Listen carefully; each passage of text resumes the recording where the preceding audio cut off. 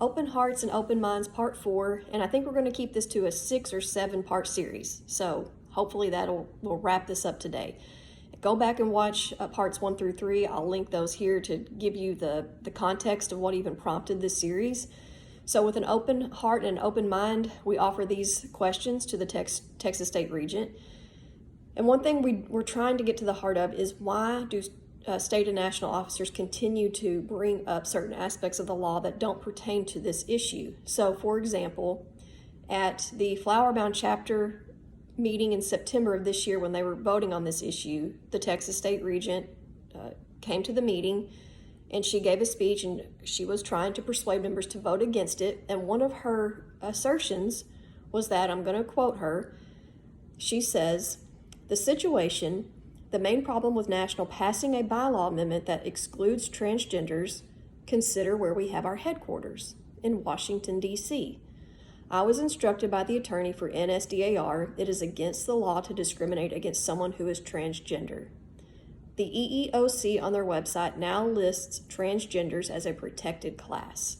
Okay, so I'm done quoting her now. That's what she said. So again, let me set the stage. She has gone to this chapter meeting in order to persuade members why they should not vote for this proposal to amend our national bylaws that simply says that we expect members to act in good faith and that they attest that the records they're submitting are true, a true record of who they say they are in terms of their biological sex and parentage. So in an effort to get members to vote against that, she posits that the NSDAR attorney says that it's illegal in Washington, D.C. to discriminate against transgenders, and then she mentions the EEOC. She does not go into detail about what the EEOC is. She just says that and then she moves on. Okay, so the question is, why do you mention that and not go into detail about it? So if the NSDAR attorney is telling you something and she says that it's against the law to discriminate in Washington, D.C. against transgenders, and then she mentions the EEOC, my question is, if you don't know what the EEOC is, did you ask the attorney, or are you just repeating it without knowing what it means? So here's the question. Why did you mention the Equal Opportunity Commission at all? Are you aware that the Equal Employment Opportunity Commission has no link to membership eligibility requirements of a private member association like the DAR? Are you aware that the Office of Human Rights for the District of Columbia defines gender identity and expression as a gender-related identity, appearance, expression, or behavior of an individual regardless of the individual's assigned sex at birth?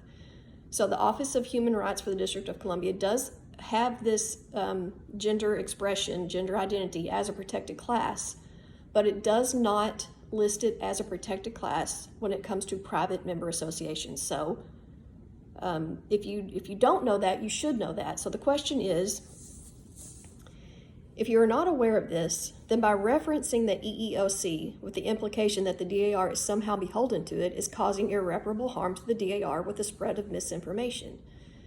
So the first question is, if you don't know what it means, why are you out there speaking about it in a way that causes confusion and fear among the members? And secondly, and more importantly, if you do know what the EEOC is and that it has no bearing on the DAR as it pertains to membership eligibility, why do you and the NSDAR attorney make reference to it at all?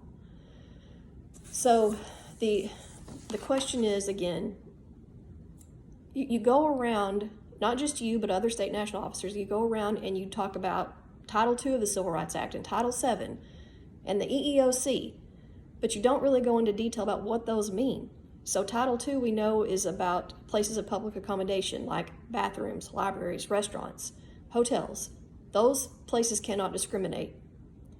Title VII is the employer-employee relationship. You cannot discriminate in those kinds of relationships.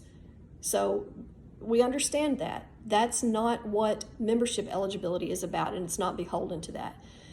So that's going to bleed on over into this next one, part 5. So stay tuned for that. We're going to get more into the heart of this, but the heart of the question is, why do state and national officers, in a confusing way, and not a clear way, not explicit, not explain what they are, why do y'all bring up aspects of the law that do not pertain to this issue?